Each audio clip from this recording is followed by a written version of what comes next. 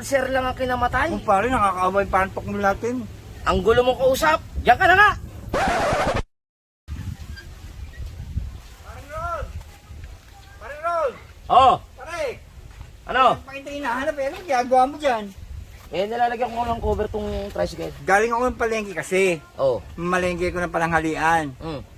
Ang kwento ng pare, parang tukmol natin namatay na. Parin tukmol. Ah, yung nagtutuli. Oo! Oh, ano daw kinamatay? Kasi nagkukumpuni itong kawawa nagtutuloy ng pintuan niya.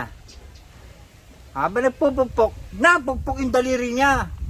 Ah, teka, ano yung kinamatay, no? Hindi. Kaya ang ginawa ng mga kapitbahay pa rin, nagtulong-tulong. Tumawag agad ng ambulansya. Papunta ba naman ganyan ng ospital eh? Nabunggo yung ambulansya. Kaya doon na namatay. Hindi. Pare, ano ba kung nangyari sa parang tukmol natin? Lumabas daw yung katawan dun sa ambulansya. Tumama yung ulo sa estero. Kaya yung mga daga lumabas. Sa ulo? Hindi. Andun kasi yung uta ng mga daga. Kaya lumabas yung mga daga. Ang ginawa na lang ng mga crew, dahil mga dalawang bahay na lang yung layo, binuhat na lang yung parang tukmol natin. Oh, tapos? Habang buhat-buhat na sa kasabi ang parang, ano ba nangyari? Doon sa ospital may nagrarally. May nagrarayot, di ba? Meron dong pare, yung squatter, Oh. binubuldoser na. So nagkakagulong ganyan. Biglang napupok yung ulo yung parang tukmol natin.